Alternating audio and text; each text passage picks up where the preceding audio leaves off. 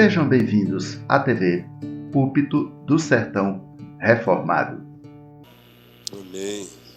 Oremos. Deus e Pai, nosso Senhor, nosso Deus. Nessa hora, Senhor, nós queremos ouvir a Tua voz mais uma vez. Já ouvimos, na verdade, a Tua Palavra. Nós queremos que o Senhor já fale conosco a partir da leitura da Tua Palavra. Mas agora, Senhor, de forma especial, clamamos, ó poderoso Espírito Santo, aquele que nos convence do pecado, da justiça, do juízo. Nessa hora, usa o Teu servo mais uma vez. Teu servo, reverendo Luiz Ronilson, está aqui para ser usado pelo Senhor, e nós clamamos, ó poderoso Espírito, que use-o para a glória do Teu nome, para a edificação da Tua igreja, para a conversão de almas, enfim, para o propósito que te apraz. Ó Deus, fala conosco, queremos ouvir a Tua voz e clamamos isso em nome de Jesus. Amém. Amém. Povo querido, povo de Deus, abramos a Bíblia Sagrada na primeira carta de Pedro, capítulo 2, carta de Deus, o versículo 9. A primeira carta de Pedro, carta de Deus, o capítulo 2, versículo 9, muito especialmente a segunda parte do versículo. Claro, leremos todo o versículo, daremos ênfase à segunda parte do versículo 9, parte B. E vamos ler como ato de adoração. Vamos ler com reverência e alegria ao mesmo tempo. Vós, porém, sois raça eleita, sacerdócio real, nação santa, povo de propriedade exclusiva, daquele que vos chamou das trevas para a sua maravilhosa luz.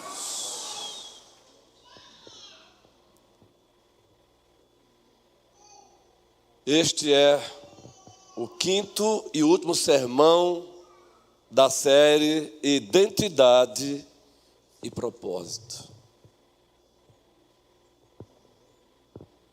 Já falamos aqui, já pregamos que a igreja ela é feita de filhos e filhas do Senhor. Identidade. Já falamos aqui que a igreja ela é feita de membros da família de Deus. Isso é identidade. Já falamos aqui que a igreja ela é composta de cristianói, de cristianos, de cópias de Cristo, seguidores de Cristo. Isso é identidade. Há 8 dias, no poder do Espírito Santo, falamos aqui, pregamos, que a igreja é casa espiritual de Deus. E como casa espiritual, ela foi e continua sendo edificada com pedras vivas. E nós somos as pedras vivas em Cristo Jesus, que é a pedra angular. Falamos aqui há 8 dias também, no poder do Espírito Santo, que essa casa espiritual de Deus, ela é feita de gente que foi eleita por Deus em Cristo Jesus. Por isso Pedro disse, vós sois raça eleita. Isso é identidade. Falamos também que essa casa espiritual de Deus, ela é composta por um sacerdócio real. Pessoas que estão a serviço do Rei Jesus Cristo. Por isso, sacerdócio real. Falamos também aqui que essa casa espiritual de Deus, ela também é a sua nação santa. É uma nação que caminha de acordo com a vontade de Deus. E falamos aqui que essa casa espiritual é composta pelo povo de propriedade exclusiva de Deus. Isso é identidade. E nesta noite, encerrando a série, qual o propósito disso? Pois a identidade define o nosso propósito. Por isso que Pedro, na segunda parte do versículo 9, ele diz, a fim de proclamardes as virtudes daquele que vos chamou das trevas para a sua maravilhosa luz. A fim de proclamardes as virtudes daquele que vos chamou das trevas para a sua maravilhosa luz.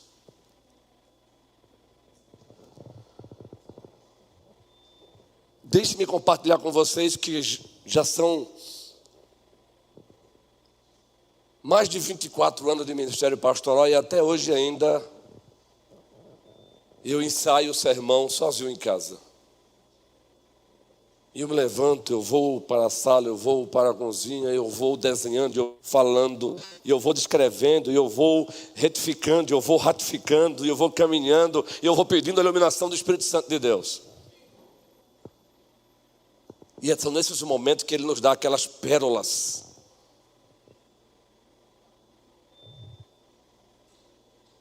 Sim, pode acreditar. E quando o assunto é o propósito da igreja, eu estava há pouco falando com ele. Como tu tens o poder de síntese perfeito, Senhor.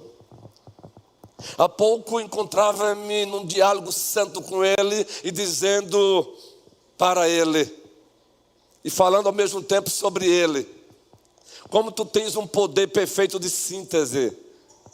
Quanta mensagem o Senhor passa para o seu povo em um só versículo. Exemplo, 1 Pedro 2,9.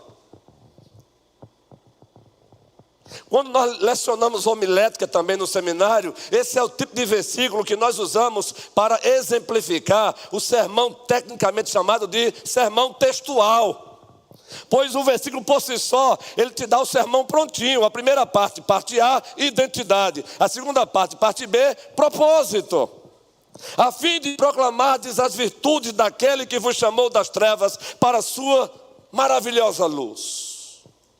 Mas aí você para e pensa, o que significa isso? A fim de proclamardes as virtudes daquele que vos chamou das trevas para a sua maravilhosa luz. Pois bem, duas verdades aí. A primeira, a fim de proclamar os atributos de Deus, as perfeições de Deus.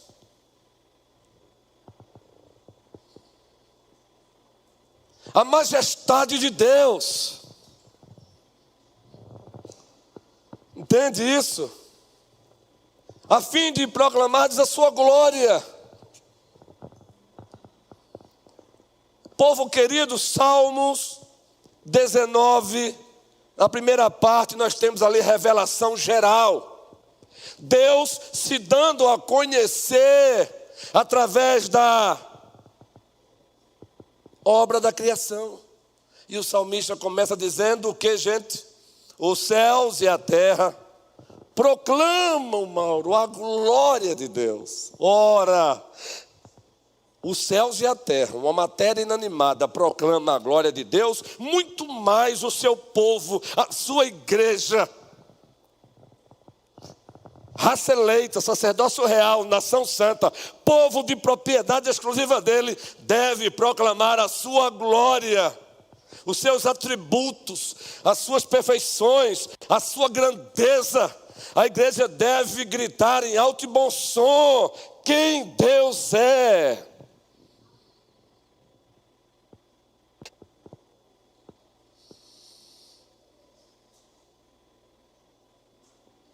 Vocês estão sempre atentos quando estamos confessando a nossa fé. E vocês já perceberam que o primeiro capítulo que nós usamos aqui no início do culto, no prelúdio do culto, ele faz parte de um documento, de um manual de doutrina que pertence às igrejas reformadas. E esse documento foi elaborado no século XVII.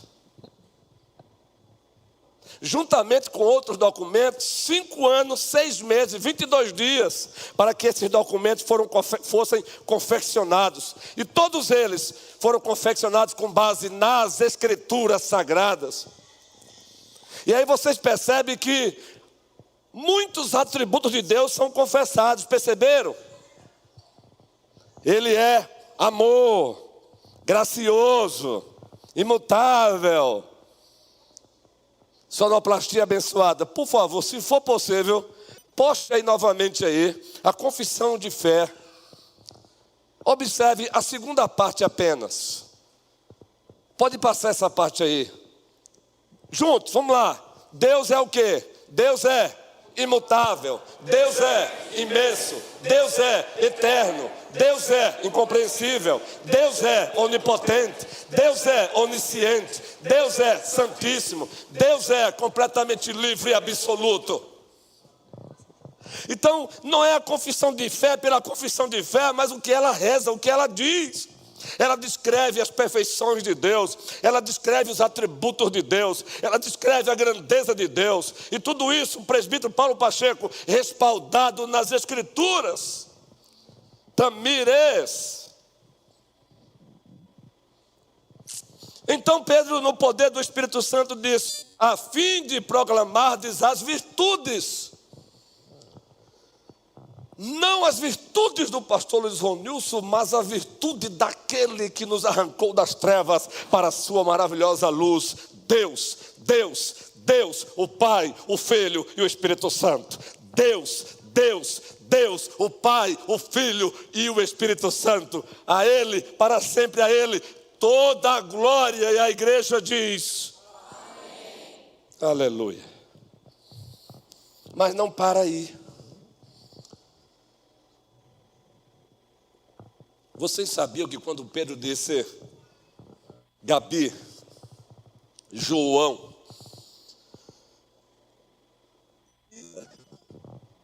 a fim de proclamardes as virtudes daquele que vos chamou das trevas para a sua maravilhosa luz?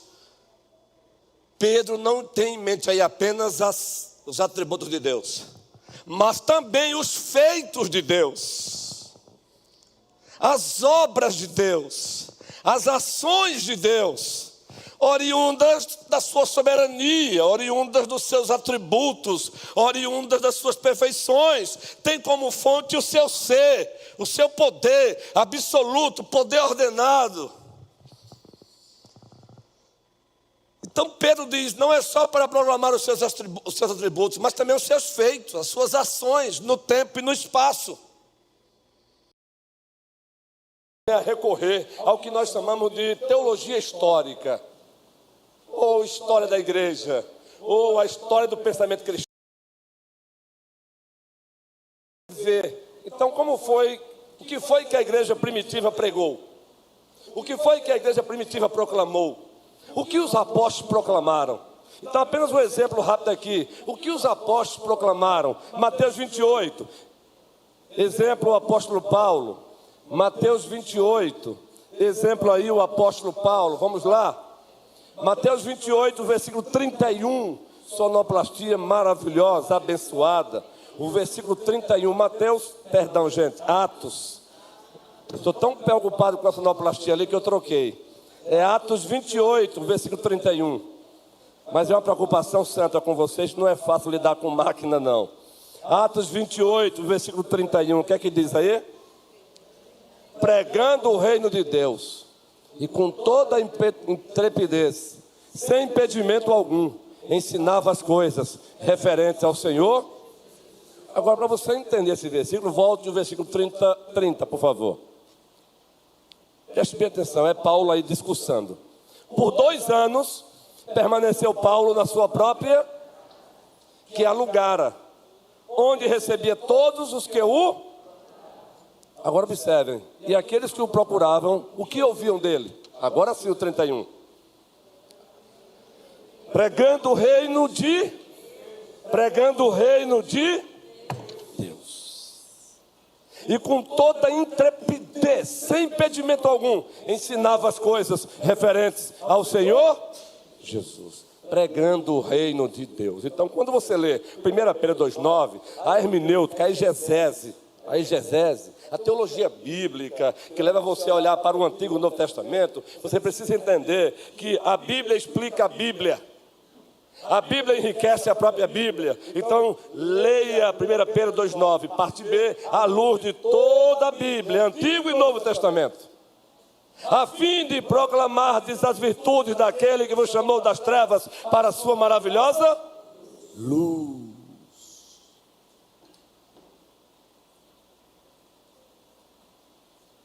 A igreja do primeiro século proclamou o reino de Deus. Os apóstolos proclamaram o reino de Deus. E nós, que estamos aqui na capital do Vale, a primeira igreja presbiteriana de Petrolina, devemos também proclamar esse feito de Deus, que é o seu reino na terra, pela mediação do seu Filho, o Messias Rei, Jesus. Segundo, quando você ler 1 Pedro 2,9, propósito da igreja, e aí eu vos convido para, de fato, agora, voltarem novamente para o Salmo 2. Todo reino tem um rei. Então não devemos apenas proclamar o reino. O reino de Deus na terra é um feito de Deus. Mas esse reino tem um rei. E quem foi que estabeleceu esse rei no seu reinado? Deus. Quem é esse rei? Jesus. Salmo 2 novamente. Por que se enfureceram os gentios? Vamos lá juntos. E os povos imaginam coisas vãs. E o que mais, gente?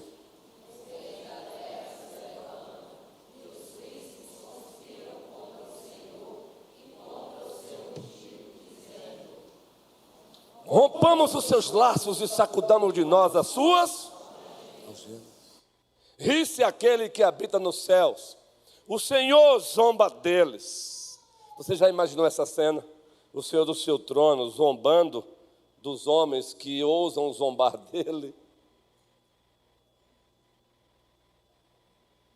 O Senhor do seu trono olhando assim, dizendo: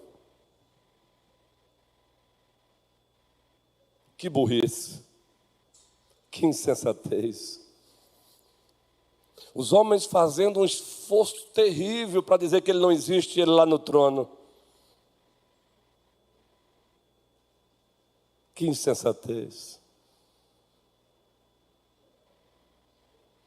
Eu imagino ele olhando para os serafins, ele olhando para os seus querubins, milhões e milhões de anjos adorando, e ele olha para o homem, tentando dizer que Deus não é Deus, e Deus, que insensatez. Aí agora vem o versículo: na sua ira, a seu tempo, lhes há de falar, e no seu furor os confundirá. Agora vem a chave.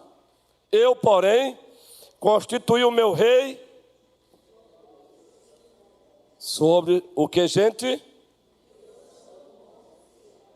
Quem é o rei? Jesus. Ele é o rei. O rei que é descendente de Davi, segundo a sua plena humanidade, com exceção do pecado. Segundo Samuel 7, Deus havia prometido: um dos seus descendentes vai se assentar no seu trono, e desse trono ele jamais sairá. Lá em Lucas, quando o anjo Gabriel anuncia para Maria o nascimento do filho dele, através do seu ventre, ele diz: ele se assentará no trono de Davi e reinará para sempre. Então o reino deve ser proclamado, mas deve ser proclamado também o rei desse reino, e o rei desse reino é Jesus Cristo. Agora observem, queridos, abra sua Bíblia aí, por favor, em Apocalipse. Abra sua Bíblia em Apocalipse capítulo 11. Esse reino foi anunciado, esse reino foi manifestado, esse reino está sendo expandido, e esse reino chegará à consumação. A mesma coisa, o rei foi anunciado, o rei se manifestou, o rei venceu, e o rei vencerá. Observe como será essa vitória final, ou melhor, a proclamação pública da sua vitória, porque ele já venceu. Apocalipse capítulo 11, a partir do versículo 15, vamos ler juntos? O sétimo anjo tocou a trombeta, e houve no céu grande vozes, dizendo: o reino do mundo se tornou de quem, gente? De nosso Senhor e do seu Cristo. E ele reinará pelos séculos dos séculos. O 16. E os 24 anciãos que se encontram sentados no seu trono, diante de Deus, prostraram-se sobre o seu rosto e adoraram a Deus. Como? Dizendo, toda a igreja: Todo-Poderoso,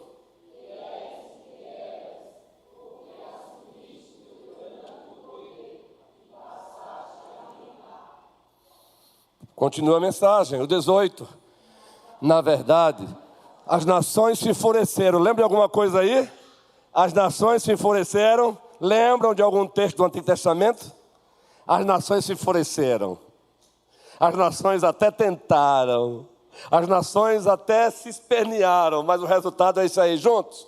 Chegou, porém, a tua ira e o tempo determinado para serem julgados os mortos, para se dar o galardão aos teus servos, os profetas, aos santos e aos que temem o teu nome, tanto aos pequenos como aos grandes, e para destruíres os que destroem a terra, para destruíres os que destroem a terra. Vejam a conexão do Salmo 2 com Apocalipse 11. As nações até tentaram, tramaram, planejaram, mas ele havia dito, no seu tempo manifestará a sua ira. Agora, em Apocalipse, João diz, chegou a hora da ira, chegou o momento da ira. Isso significa a consumação do reinado, a plenificação do reinado e do Rei Jesus Cristo. É o que nos é dito em Filipenses 2. Filipenses 2 temos ali uma aula sobre cristologia, a pessoa e a obra de Cristo. No primeiro momento, Paulo fala do seu estado de exaltação, que se resume na palavra, sendo Deus, não usou do direito de Deus, ele se esvaziou. Estado de humilhação, que teve o seu ápice no sepultamento. No segundo momento de Filipenses 2, vem o estado de exaltação. E no estado de exaltação está lá. Ele deu o nome, que está acima de todo nome. Consequência, para que se dobre todo o joelho nos céus e debaixo da terra.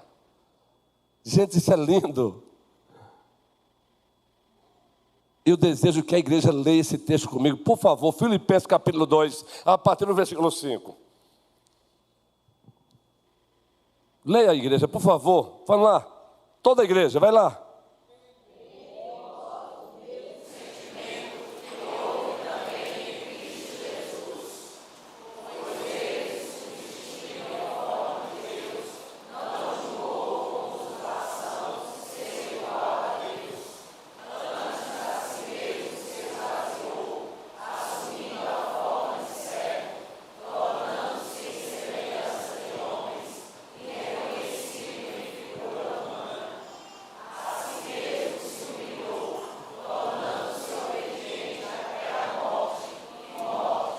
Segura aí, eis aí o resumo, estado de humilhação. E porque ele passou pelo estado de humilhação, em seguida vem o estado de exaltação. Agora continua a leitura, estado de exaltação, toda a igreja, pelo que também Deus o exaltou sobremaneira, ele deu o nome que está acima de todo nome, para que ao nome de Jesus se dobre todo o joelho nos céus, na terra e debaixo da terra, e toda a língua confesse que Jesus Cristo é Senhor, para a glória do Deus Pai.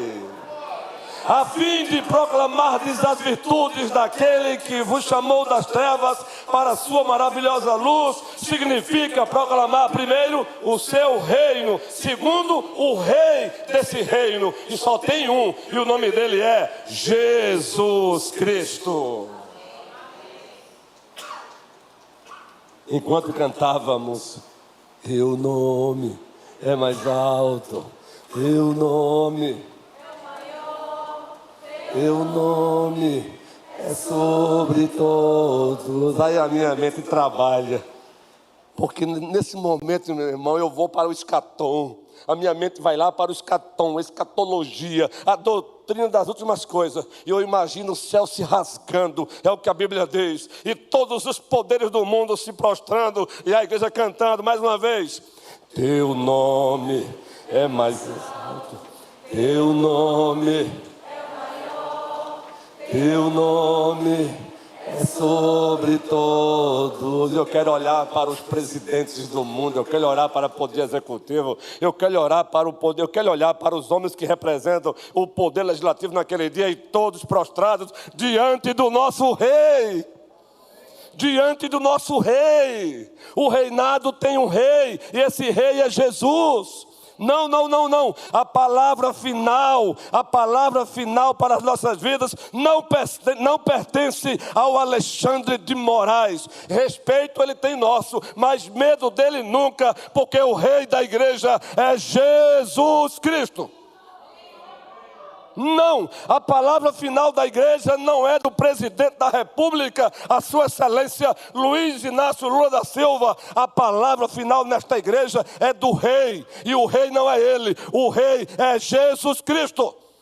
A palavra final desta igreja não é de Pacheco, o presidente do Senado, merece nosso respeito, mas não é dele a palavra final da igreja, é de Jesus Cristo. Não é de Bolsonaro, não é de Lira, seja lá quem for, o rei é Jesus.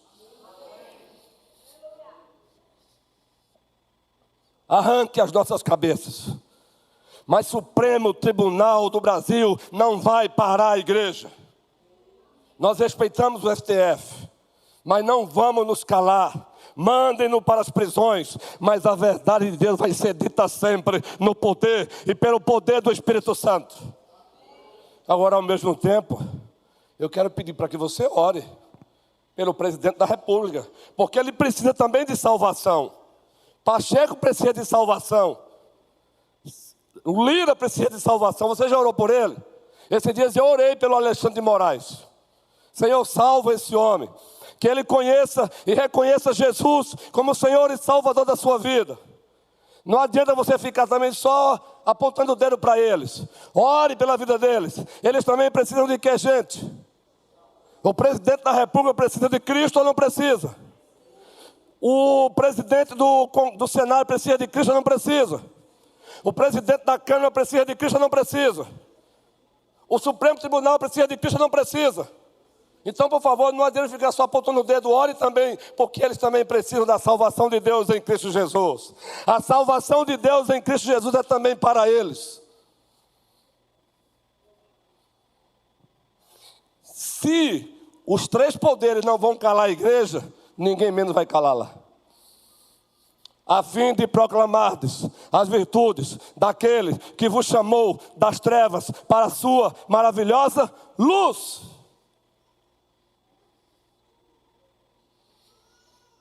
Significa também, tem um reino, tem um rei, e tem o que mais? Hein, Denise? Tem um reino, tem um rei, e tem o que mais? Tem a mensagem do reino. E quem é a mensagem do reino? Quando ele disse, a fim de proclamar, diz pastor Renato, a fim de proclamar as virtudes daquele que vos chamou das trevas para a sua maravilhosa luz, ele disse, proclame o reino, proclame o rei, mas proclame também a mensagem. O reino tem uma mensagem, abra sua Bíblia. O reino tem uma mensagem, abra sua Bíblia.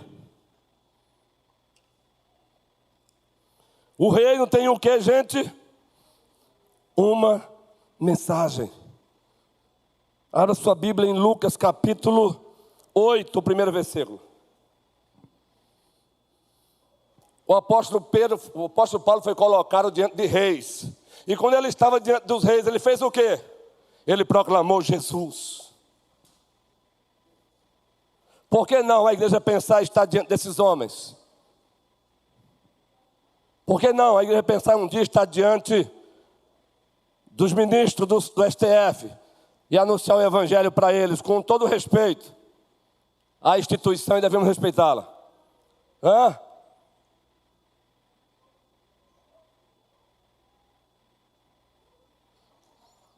Para você não ficar aqui preocupado, aqui nós não temos compromisso nem com esquerda nem com direita. Aqui nós temos compromisso com Cristo Jesus. Para você não ficar aqui preocupado, nem com direita nem com esquerda. Nosso compromisso aqui é com o rei da igreja, Jesus.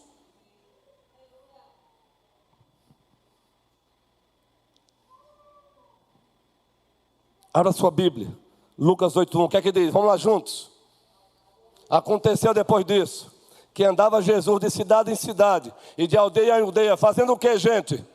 Pregando e anunciando o evangelho do reino de Deus. E os 12 iam com ele.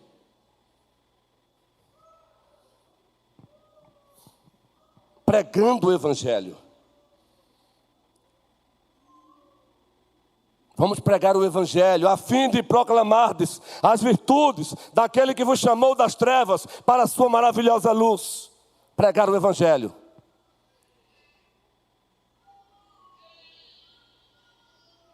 Entende, João? Entende, Denise? Preciosa Denise. E ninguém vai impedir a igreja de pregar o evangelho. Ninguém. A fim de proclamar as virtudes daquele que vos chamou das trevas para a sua maravilhosa luz. Ninguém vai colocar mordaça na igreja do Senhor. Ninguém vai colocar mordaça na igreja do Senhor. Ninguém versus ninguém. Ela só tem um dono, e o dono dela é Jesus Cristo.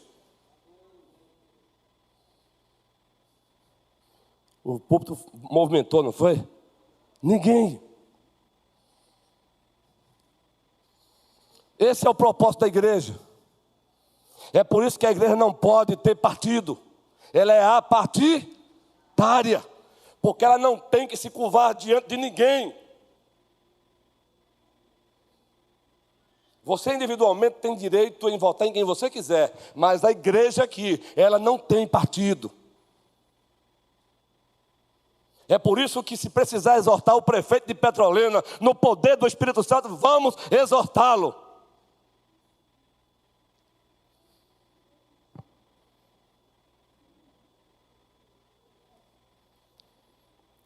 Preste bem atenção.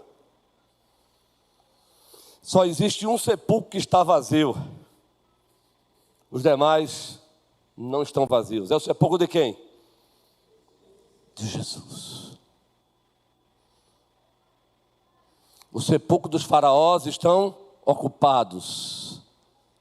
O sepulcro da Nabucodonosor está ocupado. O sepulcro dos Herodes ocupados. Dos reis da França ocupados. Dos principais presidentes dos Estados Unidos da América do Norte ocupados. Dos presidentes anteriores no Brasil, que não haviam nem nascido ainda, ocupados.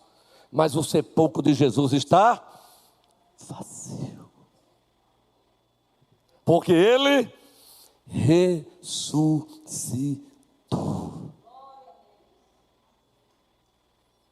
Então vamos proclamar o evangelho.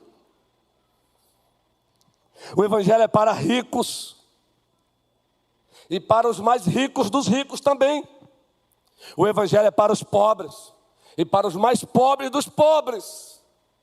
Jennifer está aí, Jennifer? Eu tive o privilégio hoje de almoçar na companhia também de Jennifer. E Jennifer faz um trabalho muito lindo aqui também, como profissional, educadora. Ela também oferece a sua linda profissão de educadora, um projeto aí social lindo que ela compartilhou conosco.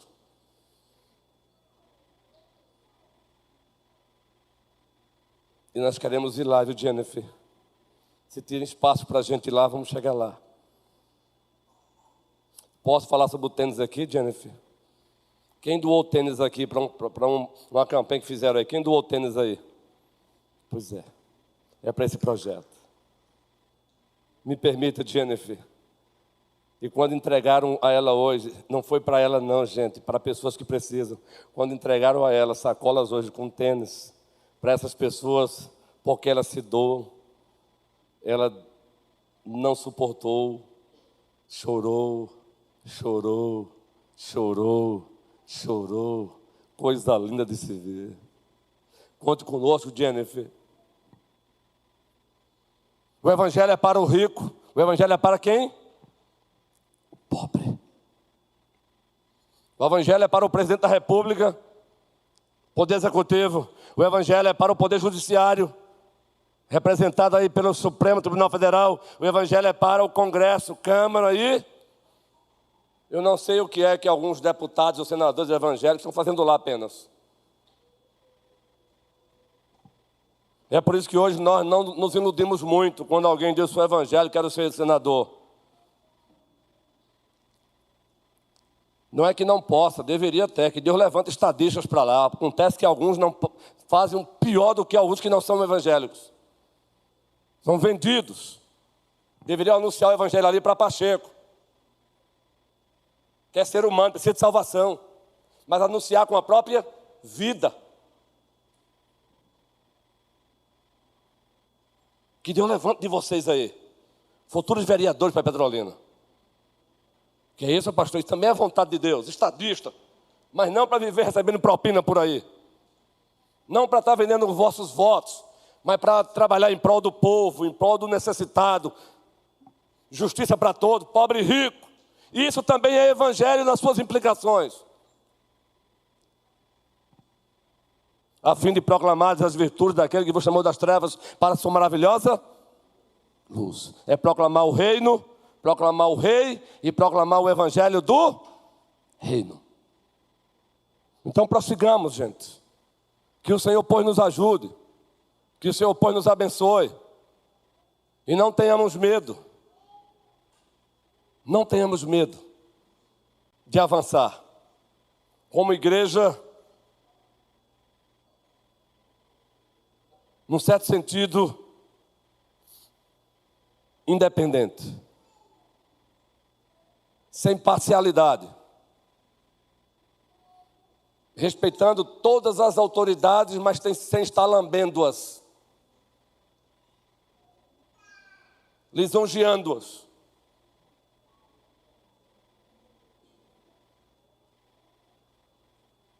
Fazendo o comércio da fé. Que o Senhor nos abençoe hoje e sempre. E a igreja diz...